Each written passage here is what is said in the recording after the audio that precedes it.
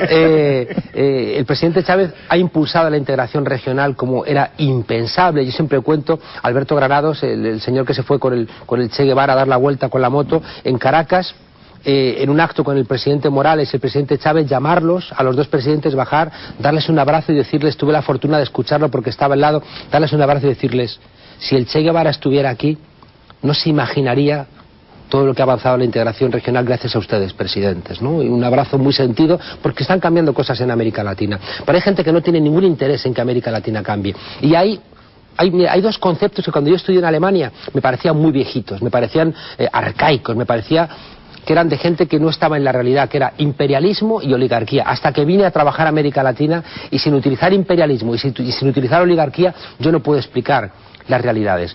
El presidente Chávez ha politizado a su pueblo, porque se ha dado cuenta ya no de que el socialismo sea posible en un solo país, sino que es imposible la democracia en un solo país sin la integración regional de pueblos conscientes. Y uno de los esfuerzos que se hace en Venezuela es instruir, no adoctrinar al pueblo, porque ese pueblo ha votado en alguna ocasión contra el presidente Chávez. Hubo una propuesta de reforma constitucional, se explicó mal y la matriz que puso la oposición pesó más que la matriz que puso el gobierno. Y el pueblo votó en contra, un pueblo que por tanto estaba instruido y no adoctrinado, porque el gobierno venezolano hace un esfuerzo sobrehumano para un pequeño país en educación. Y ya no en el 2015, sino que ya, por ejemplo, se ha cumplido una de las metas del milenio, que es acabar con el analfabetismo. Ahora, recién mencionabas que estabas muy cerca de Chávez escuchando cuando estaba con Alberto Granados y con Evo Morales. En esta cercanía, ¿hay debate con una persona que tiene ese magnetismo y que además es el presidente de Venezuela? ¿Escucha? Porque uno lo ve a Chávez siempre citando libros diferentes, da la sensación que de repente leyó un libro de Chomsky, lo cita, leyó otro libro, lo cita. ¿Cómo es esta relación de debate más sobre temas puntuales? El presidente es una cosa que me sorprendió cuando yo lo conocí, es lo mucho que lee y la capacidad también que tiene, la memoria, el esfuerzo. Es una persona que no duerme mucho y que está constantemente necesitando pedir insumos.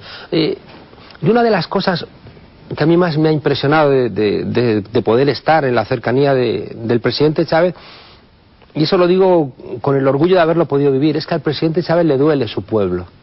Yo he visto al presidente Chávez enfadado porque el proceso no avanzaba con la rapidez que él quería y que el pueblo le reclamaba.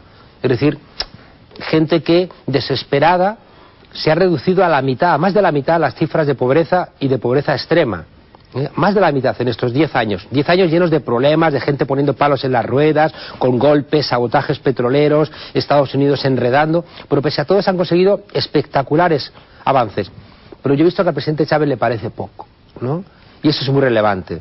Y el ejemplo que él da al respecto creo que llena de esperanzas a ese pueblo. Al presidente Chávez no le van a decir que esté enriquecido, no le van a decir que tenga propiedades, no le van a decir que haga ningún tipo de operación económica para ingresar sus arcas. Lo que sí saben es que está constantemente la lucecita de Miraflores encendida, porque ya digo, a esa persona le duele mucho su pueblo, y su compromiso es con ese pueblo que, a su vez, y eso es muy hermoso, es decir, el pueblo escogió al presidente Chávez como su héroe de alguna manera, ¿no? Como la persona que podía devolverle las esperanzas de un futuro mejor. Pero después del golpe fue el pueblo el que salvó al héroe. Ahora, ¿cómo recibió él? Y esa comunidad es bien relevante. ¿Cómo recibe las críticas? Porque hay incluso críticas de sectores de izquierda en diferentes lugares de América Latina respecto a la política que lleva adelante Hugo Chávez. ¿Cómo recibe esas críticas? Yo creo que a todos los gobiernos hay que criticarlos, ¿no? El gobierno tiene poder y el poder siempre hay que vigilarlo de cerca, ¿no? Hay una frase en España de la guerra que decía: cuerpo a tierra que vienen los nuestros, ¿no? Es decir, yo creo que a los gobiernos siempre, por el hecho de ser el poder, hay que vigilarlos muy de cerca, incluido a los nuestros. Incluso yo soy un profesor, tengo mi poder, si a mí mis alumnos no me controlan, pues puedo hacer cosas inconvenientes, ¿no? El presidente Chávez, como todo gobernante, acumula mucha información, tiene más información que otros, y es muy importante que él se encargue también de encontrar espacios de reflexión. Esos espacios de reflexión unas veces se consiguen, otras no. Yo creo que eso siempre es una asignatura pendiente de cualquier gobernante. Debatir más con sus equipos, debatir más con la gente, escuchar, confrontar ideas, ¿no? Y eso diría que, pese a que el presidente Chávez asume la crítica, yo he tenido debates con él, ¿no? Incluso públicos, hace justo un año, en el Centro Internacional Miranda. Él al principio no le hizo mucha gracia el debate, pero después asumió que la crítica es lo que mantiene vivo un proceso, ¿no? ¿Y cómo ves en justamente en este plano el rol que juega la oposición en Venezuela? Obviamente los partidos tradicionales, COPEI y ADECO, quedaron en el fondo de la historia. Pero esta oposición actual que tiene, ¿está jugando a favor de generar un ambiente democrático de debate, de discusión? No, porque por otro lado, lo que se escucha siempre la acusación de que es una dictadura disfrazada, lo de Chávez, que por eso la oposición no aparece. Claro, es una dictadura con 14 procesos electorales, con prácticamente casi el 90% de la audiencia televisiva en manos de la oposición, con decenas de periódicos, sí. ¿Hasta el día de hoy? Sí, la Venezuela del presidente Chávez sigue teniendo un problema comunicativo. No terminan de... También es verdad que cuando uno se socializa en un tipo de televisión, es muy difícil que tú cambies a otro tipo de televisión. Y si tú te has socializado en las telenovelas, en los reality shows, en este tipo de programas frívolos, cambiarlo no es sencillo, ¿no? Es decir, en España tardamos una generación en dejar atrás el franquismo y entrar en democracia, aunque en España sigue habiendo mucho franquismo sociológico. Yo siempre digo que en Venezuela hay mucho cuarto republicanismo sociológico.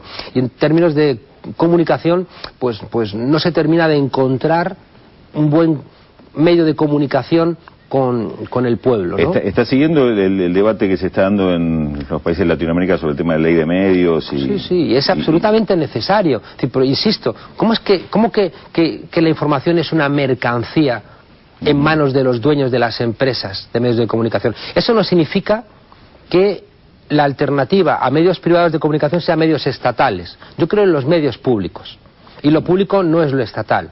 Lo público es una comprensión general, porque si de repente cada partido político que se haga con el gobierno va a hacer de la televisión estatal una televisión de su signo, no avanzamos. ¿Y cómo maneja eso Chávez, en esa cuestión delicada de lo público y lo estatal? Pues aprendiendo. Es decir, en Venezuela se ha asumido que hay que inventar un modelo propio, siguiendo aquello de Mariátegui, de que el socialismo latinoamericano no tiene que ser calco y copia del europeo ni de ningún otro lugar.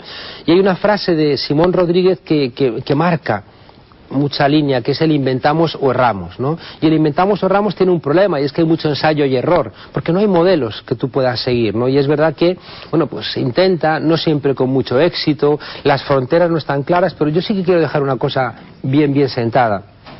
En Venezuela se ha salido de una situación donde más del 60, o sea, casi 7 de cada 10 venezolanos no existía. Es decir, estaban excluidos. Entonces, Venezuela está reinventándose políticamente, es como una suerte de momento de acumulación política originaria, ¿no? Donde es muy curioso que aquellos que habían expulsado a 7 de cada 10 venezolanos de la realidad política, de la ciudadanía, ahora exijan una pulcritud absoluta que no tenemos en ningún país que yo conozca, tampoco de Europa ni de Estados Unidos. Es decir, se exige al presidente Chávez un comportamiento que después yo no lo veo en ningún otro lugar del mundo. Es decir, esas dobles varas de medir constantes, ¿no? Donde Venezuela, Bolivia, Ecuador tienen que tener un comportamiento que yo no sé dónde existe, pero ellos en cambio cuando miran a los suyos son muy amables, ¿no? Veremos qué pasa con las elecciones legislativas y municipales dentro de 3 semanas. Muchas gracias, Juan Carlos Monedero, por haber estado con nosotros.